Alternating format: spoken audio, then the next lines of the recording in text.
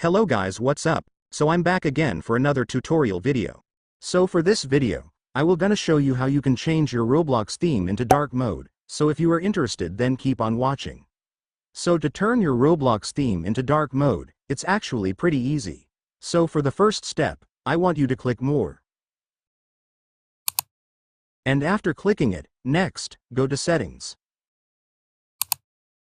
Once you're on Settings, go and tap Account Info. After clicking Account Info, scroll down, then you will see the theme option.